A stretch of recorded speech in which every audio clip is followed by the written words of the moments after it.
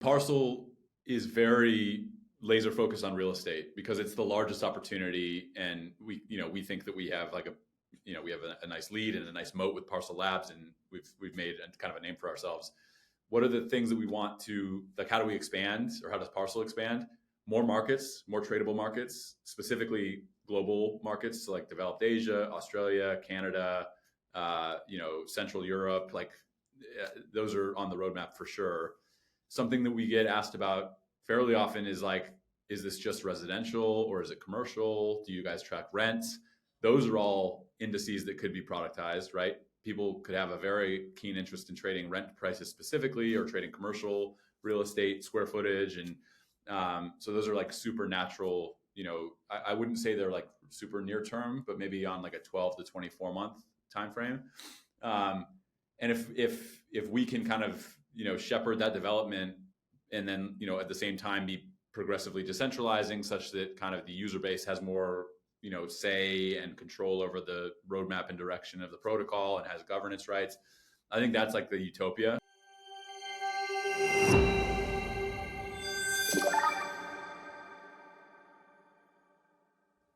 Welcome to Into the Forest with Pine. Today I'm with Kellen from Parcel. Kellen, can we start off talking about what Parcel is and kind of what you guys are working on over there? Yeah, for sure. Thanks, Jack. And thanks for having me on. So Parcel is a synthetics protocol that solely focuses on residential real estate markets. So liquid markets for residential real estate prices. And it's delivered in a perps format. So users can come on and trade these prices, which update once a day, and represent the median price per square foot of a given market. So like New York, you could come in and trade New York. I could get long New York with 5x leverage at the current price, which is, let's call it $600 a square foot. And what am I trading? It's every transaction that happens in the New York City boundary, so all 5 boroughs, feeds through that price feed, and I have exposure to that price if it rises or falls. So I'm long. I'm effectively betting, investing, speculating that it'll go up. Okay. How does the activity of different buyers and sellers on your marketplace kind of affect the price, or is the price kind of changing like once per day only? Yeah, so there's the concept here is it's very similar to like a synthetics V2 type perps exchange, where there's an Oracle price which represents the index, and then there's a market price that represents kind of supply and demand around that index price. The exchange settings are very tight though, such that it's very punitive for that market price to deviate meaningfully from the index price. And how that's represented is that skew is very generally very close to 50-50. Funding rates kind of expand and contract in either direction based on what traders are doing. Me as a trader, if I want to come in and get long New York, I'm coming in. Let's say for the sake of argument, there's $1 million in open interest in New York, so there's pretty good liquidity and capital availability. I'm putting on $1,000 trade. I'm getting long with $1,000 of exposure. They'll create like minor slippage, most likely. I'll get some slippage, but it won't be crazy. And I'm probably willing to pay that like a little bit of slippage. Maybe it's like 1 or 2 days worth of performance in my mind in slippage terms to get that position on. And then the other thing I'd be focused on is whatever the funding rates we're doing. Okay, yeah, that makes sense. How do you kind of see the risk for users in using your platform compared to maybe getting exposure in a more traditional way? Yeah, it's a great question. I think today, it's on a spectrum, right? And that spectrum is basically the amount of scale, both at like the market level and at the protocol level.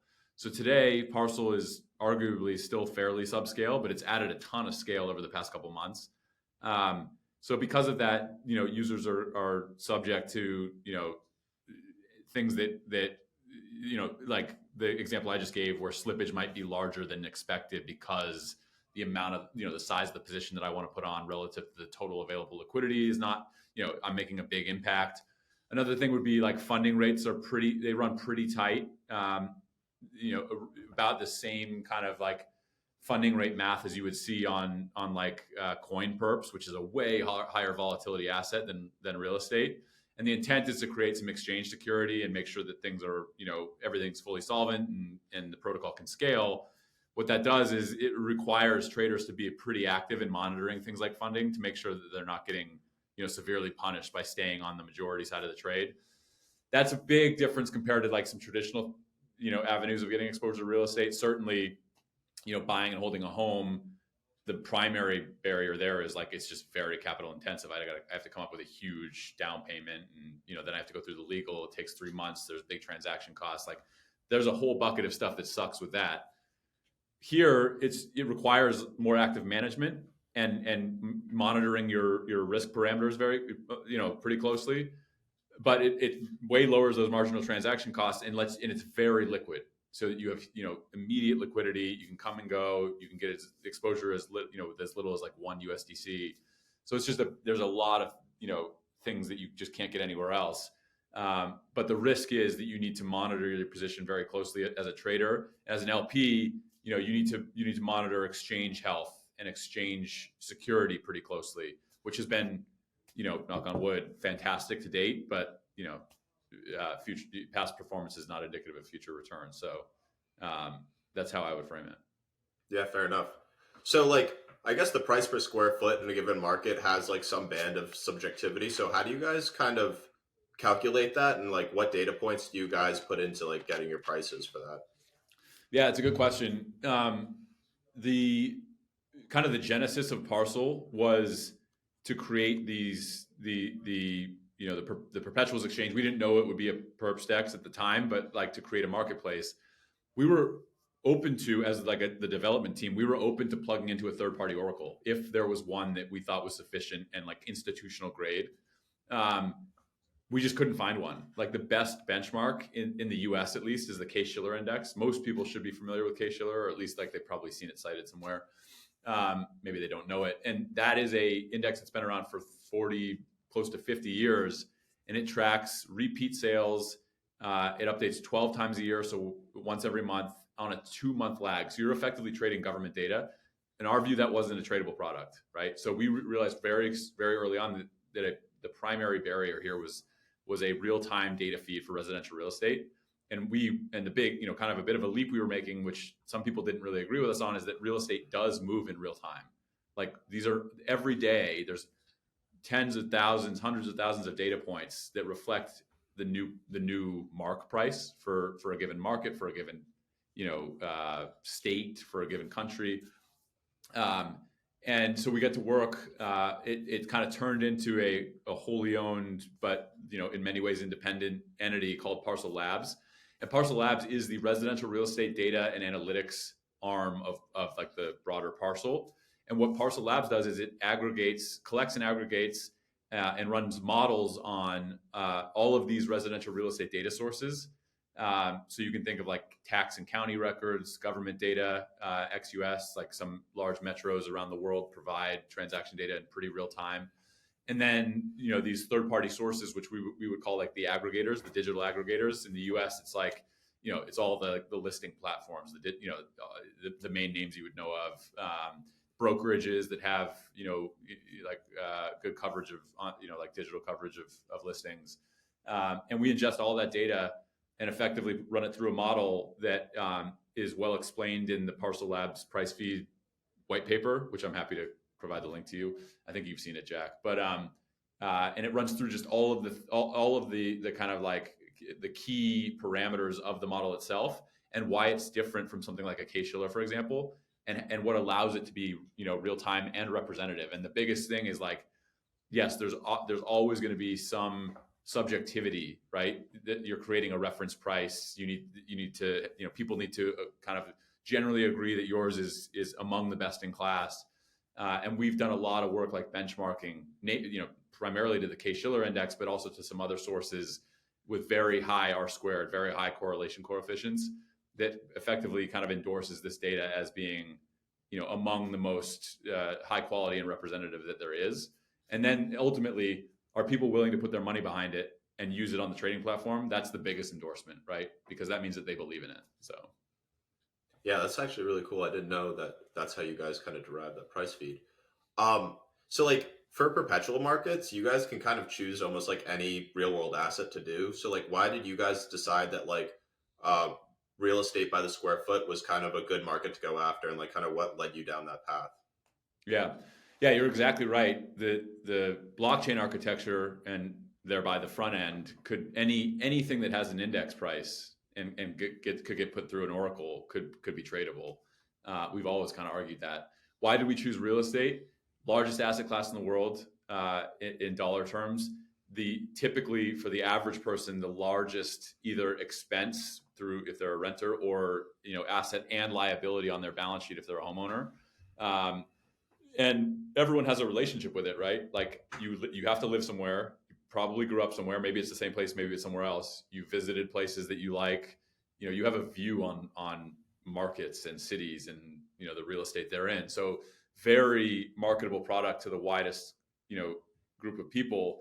And that's super important, especially when you're talking like blockchain and being like the method of delivery. Like there's a lot of stuff on blockchain that really only speaks to like a very specific niche of people, whereas like speculating on, investing in, hedging, gambling on real estate markets, like that speaks to a lot of pretty much everyone around the world,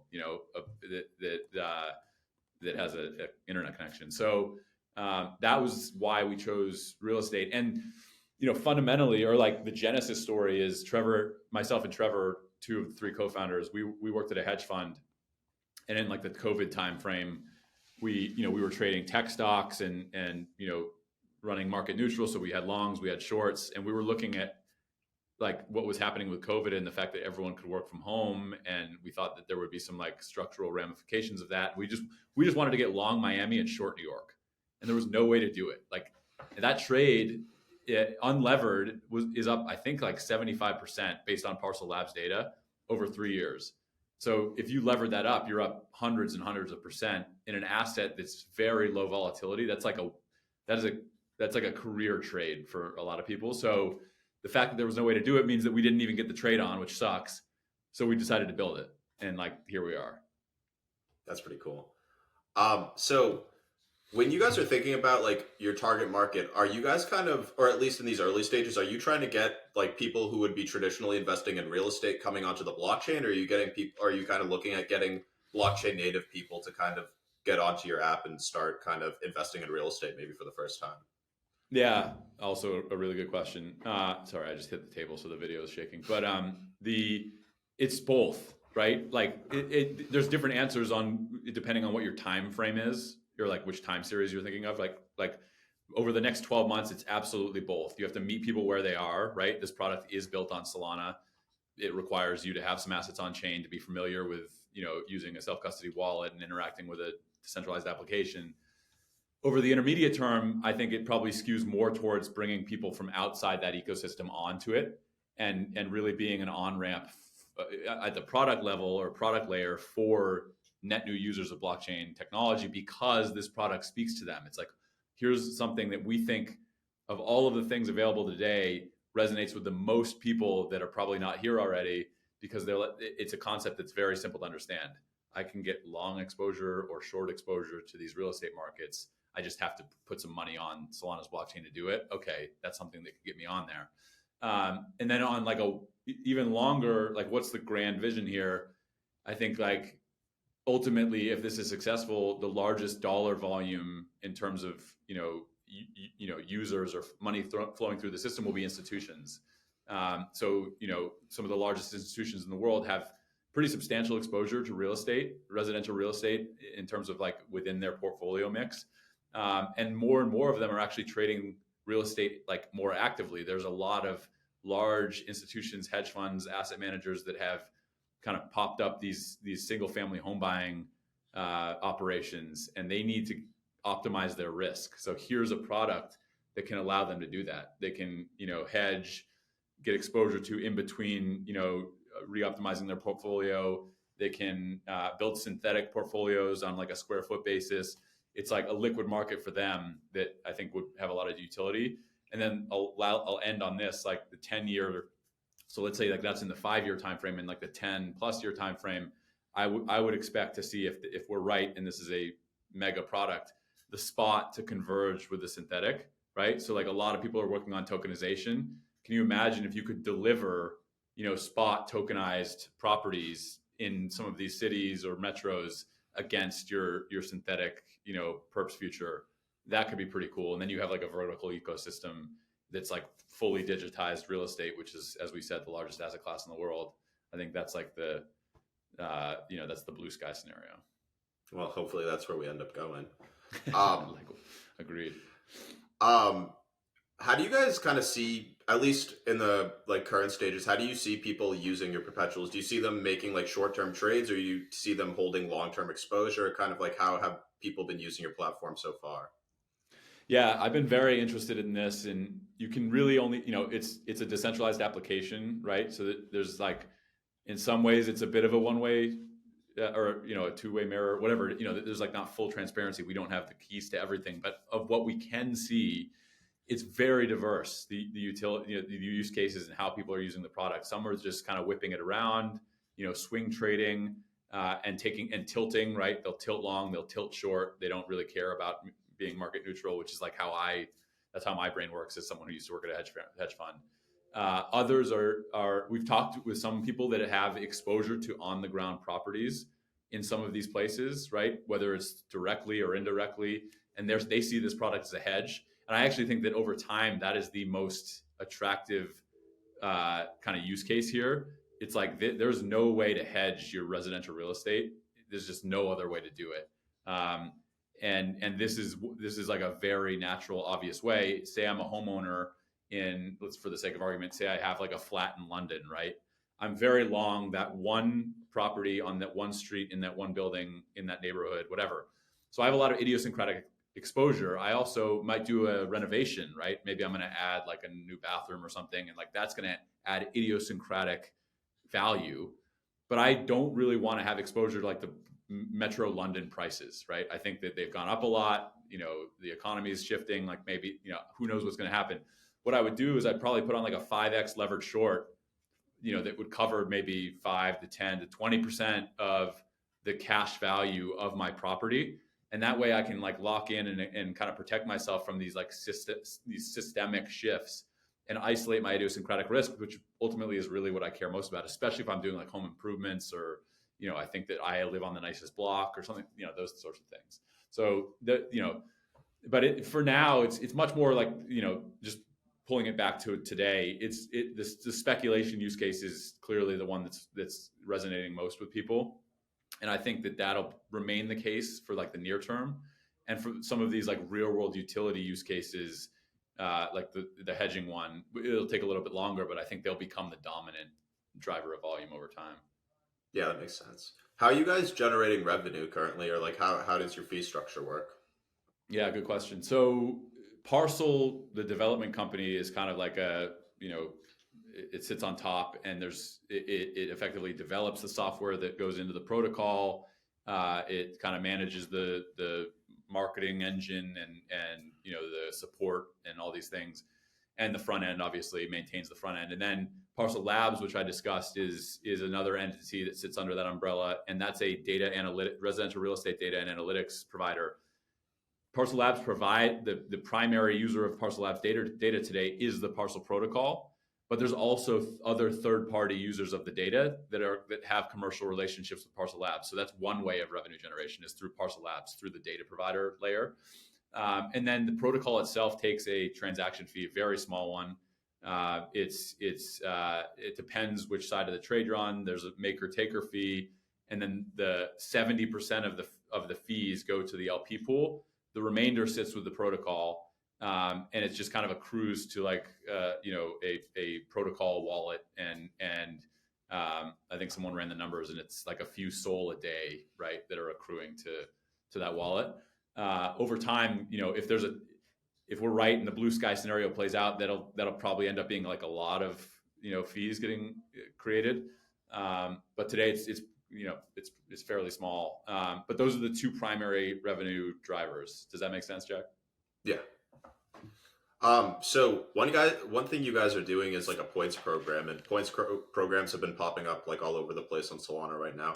How do you kind of see like a points program like integrated with your kind of app, and like how do you feel, like how successful have you felt like it's been for you guys so far? Yeah. Yeah, points are, I mean, points on Solana, it's like almost a meme, you know, it's like, and as a result, so there's two answers here. One is like, you have to have points. If you don't have points, you're actually a share giver, right? Because everyone else has points. So if you're like not doing points, then you're just like, I'm that confident in my product that I don't need points to kind of keep up with everyone else in terms of like, at least in terms of eyeballs and attention. So like that kind of, you have to be in the points game. And we kind of picked up on this early. Jito and MarginFi were like, I guess, the trailblazers, Tensor 2, and they had great success. We looked at the data, as I'm sure you probably did, Jack. You're a data whiz, and it was just like incontrovertible, 5 to 10x, you know, overnight volume and users and TVL, and for the most part that kind of held. So there wasn't a ton of churn, at least in like the TVL sense. So it just was very, very obvious that points resonated with people. What are points? Points are, this is what we say, points are a quantitative representation of a user's contribution to the network, right? So there's a ledger that tracks, you know, these early adopters. And, you know, we saw Jito, for example, it kind of led to their buckets for their network token distribution, which they had a fair launch or a community distribution. I think that's a pretty logical way to kind of see a points program play out. And I think like that is, to me, that is such a uniquely Web3 blockchain, you know, paradigm, and it's so important and critical. Like if you have a net, you know, if you can be an early adopter and that entitles you to some, you know, fraction of ownership over the network itself and governance and all these things, like that means I'm going to be really vested in the success of this thing. I'm going to use it and provide feedback and, you know, care deeply about the, you know, the development team or the, you know, the DAO or the network or whatever controls the protocol is making the right decisions. And I'm going to want them to have, you know, to have economic utility. I'm going to want this thing to like actually, you know, effectively make money or, you know, just be economically viable. Like that is so powerful. And it's such a great user acquisition tool and such a great, you know, user retention tool. So to me, it's like, it's a no brainer. Like points makes so much sense. It doesn't lock, you know, if points do lead to a network token, as we've seen in other cases, like it doesn't lock any protocol into tokenomics, or it allows people to kind of adjust and tweak and see what's working best and see what aligns the most, you know, all of the stakeholders, including the user base, and create the most efficient ecosystem. And like that is, you know, if there's one thing that blockchain and Web3 does well, it's that, right? So you have to lean into it, and that's exactly what we're doing at Parcel. Yeah, that totally makes sense. So when it comes to the future of Parcel, are you guys like, what are you guys kind of looking to build out? Are you looking to add different real estate markets, allow people to get kind of different types of exposures, or what kind of things are you guys kind of looking to like expand your platform to in the future? Yeah, good question. Parcel is very laser focused on real estate because it's the largest opportunity, and we think that we have like we have a nice lead and a nice moat with Parcel Labs, and we've made kind of a name for ourselves. What are the things that we want to, like, how do we expand, or how does Parcel expand? More markets, more tradable markets, specifically global markets, so like developed Asia, Australia, Canada, Central Europe, like those are on the roadmap for sure. Something that we get asked about fairly often is like, is this just residential or is it commercial? Do you guys track rents? Those are all indices that could be productized, right? People could have a very keen interest in trading rent prices specifically, or trading commercial real estate square footage. And so those are like super natural, I wouldn't say they're like super near term, but maybe on like a 12 to 24 month time frame. And if we can kind of, shepherd that development, and then, at the same time be progressively decentralizing such that kind of the user base has more, say and control over the roadmap and direction of the protocol and has governance rights. I think that's like the utopia. There's a lot of like things that can, change, but I think that would be like the best case scenario. And then like the end state is there's hundreds of tradable markets. There's hundreds of billions of dollars in transaction volume and annual throughput. And there's, multiple product lines, residential real estate on a price per square foot basis, rental rates on a price per square foot basis, and commercial real estate on a price per square foot basis. If you have all that, then you can really make some progress toward that blue sky 5-10 year vision. And that convergence of spot and synthetic, I think, is really interesting. Yeah, that'd be awesome. So I kind of want to finish things off, kind of asking a question about you. It's like, how did you get into crypto, and kind of what was your journey, kind of getting into this space? I like this. This is a roundabout. Usually that gets asked right up front, but it's a good way to wrap. So my background, I mentioned, or I kind of touched on, I used to work at a hedge fund covering technology stocks. I actually covered semiconductors, so like tech hardware.